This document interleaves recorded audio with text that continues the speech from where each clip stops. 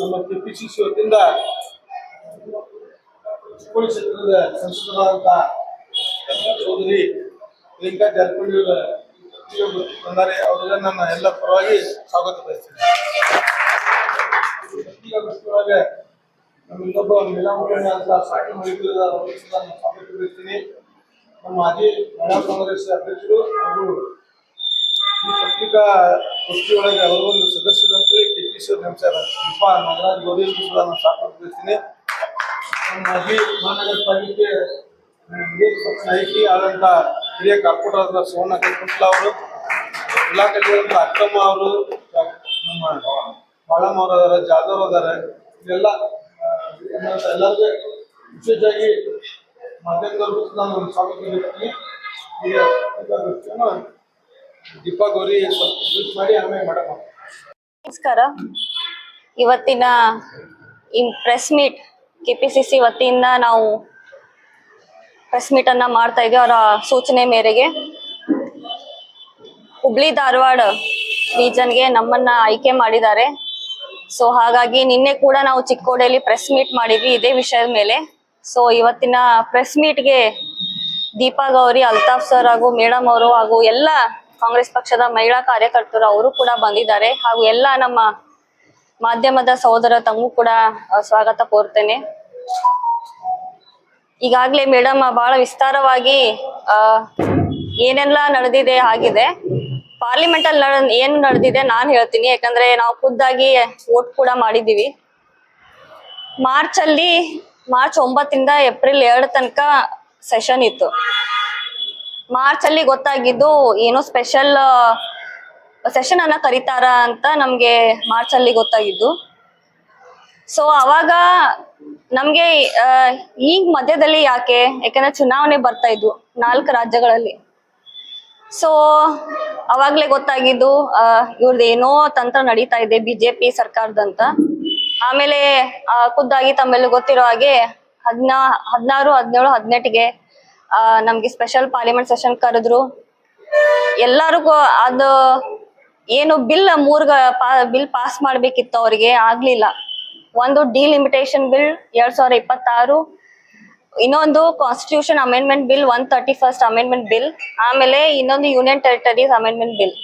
ಈ 3 ವಿಧೇಯಕಗಳನ್ನ ಅವ್ರಿಗೆ ಪಾಸ್ ಮಾಡ್ಬೇಕಾಯ್ತು. ಅದು ತರಾತುರಿಯಲ್ಲಿ ಲೋಕಲ್ ಬಾಡೀಸ್ ಅಪಾಯಿಂಟ್ಮೆಂಟ್ಸ್ ಇರ್ತಾರೆ. ಸೊ ಅಲ್ಲಿ ನಮ್ಮ ಸರ್ಕಾರ we pushed women to raise their voice. But MLA MPs ಗಳಿಗೆ ಅದಿರ್ಲಿಲ್ಲ. ಯಾಕಂದ್ರೆ ಖುದ್ದಾಗಿ ಇಂದಿರಾ ಮೇಡಮ್ ಅವರು, ಅಮ್ಮ ಅವರು ಫ್ರೀಸ್ ಮಾಡಿದ್ರು 1976 ಅಲ್ಲಿ. ಬಿಕಾಸ್ ಸದರ್ನ್ ಸ್ಟೇಟ್ಸ್ಗೆ ಅನ್ಯಾಯವಾಗ್ತಾ ಇತ್ತು. ಬಿಕಾಸ್ ನಾವು ಪಾಪ್ಯುಲೇಷನ್ ಅನ್ನ ಕಂಟ್ರೋಲ್ ಮಾಡಿದ್ವಿ. Unlike the northern Hindi ಹಾರ್ಟ್ಲ್ಯಾಂಡ್ States, ಅವರು ಬೇರೆ ದೇಶಗಳೇ ಹೋಲಿಸಿದ್ರೆ ಅವ್ರದ್ದು ಪಾಪ್ಯುಲೇಷನ್ 1 ರಾಜ್ಯಕ್ಕೆ ಇತ್ತು. ಸೊ ಹಾಗಾಗಿ we control the population. So ನಾವೇ ನಮ್ಮ ದೇಶದಲ್ಲಿ ಒಬ್ಬ ಸ್ಪೆಕ್ಟೇಟರ್ ಆಗಿ ಉಳಿಬಾರ್ದು. ಹಾಗಾಗಿ ಎಲ್ಲರದು ಒಪಿನಿಯನ್ನ ಕೇಳಬೇಕು. ಸೊ ಹಾಗಾಗಿ ಅಮ್ಮ ಅವರು ಫ್ರೀಸ್ ಅನ್ನ ಮಾಡಿದ್ರು, ವಿಚ್ ವಾಸ್ 543, ವಿಚ್ ವಾಸ್ 545. ಆಮೇಲೆ ಈಗ ಆಂಗ್ಲೋ ಇಂಡಿಯನ್ MPs ಅನ್ನ 2 ಪೋಸ್ಟ್ ನ ತೆಗ್ದಿದ್ದಾರೆ. ಸೊ ಹಾಗಾಗಿ 2023 ಪ್ರಕಾರ 33% ತಗೊಂಡ್ರೆ 180ಇಂದ 182 ಮಹಿಳಾ ಮೀಸಲಾತಿ ಜಾರಿಗೆ ಬರ್ಬೋದಿತ್ತು. ಬಟ್ ಅವ್ರು ಏನ್ ಮಾಡಿದ್ದಾರೆ, ಈಗ ಮೇಡಮ್ ಹೇಳ್ದಾಗೆ ಕೋಲಿಷನ್ 2 ಸೇರಿಸಿ, ಡಿಲಿಮಿಟೇಷನ್ ಸೇರಿಸಿ, ಅವರು ತಮ್ಮ ಮುಂದಿನ 2029 ಎಲೆಕ್ಷನ್ಗೆ ತಮ್ಮ ಈಸಿ ಪಾತ್ವೆಯನ್ನ ಮಾಡ್ಕೊಳ್ಳಿಕ್ಕೆ ಪ್ರಯತ್ನ ಮಾಡ್ತಾ ಇದ್ದಾರೆ. ಇದು 29 ಅಷ್ಟೇ ಅಲ್ಲ, ಮುಂದಿನ ಬರೋ ಚುನಾವಣೆಗಳು ಕೂಡ ಅವರು ಒಂದು ಪ್ಲಾನ್ ಹಾಕಿದ್ದಾರೆ. ಸೊ ಹಾಗಾಗಿ ನಮ್ದೇನು, ನಮ್ಗೆ ಯಾವುದೇ ತರ ಯಾವುದೇ ಬಿಲ್ ತಂದ್ರು ಅವ್ರ ಮುಂದೆ ಕೂಡ ನಾವು ಇಂಡಿಯಾ ಲೈನ್ಸ್ ನಾವ್ ಯಾವತ್ತೂ ವಿರೋಧ ಮಾಡಲ್ಲ. Because this is very long due. ಮಹಿಳೆಯರಿಗೆ ಎಷ್ಟೋ ಡೆಕೆಡ್ಸ್ ಅವರು ಬಹಳ ಸೆಕ್ಷುವಲ್ ಅಸಾಲ್ಟ್ ಆಗ್ಲಿ, ಸಾಕಷ್ಟು ಅನ್ಯಾಯನ ಮಹಿಳೆಯರು ನೋಡಿದ್ದಾರೆ. ಮತ್ತೆ ಸಾಕಷ್ಟು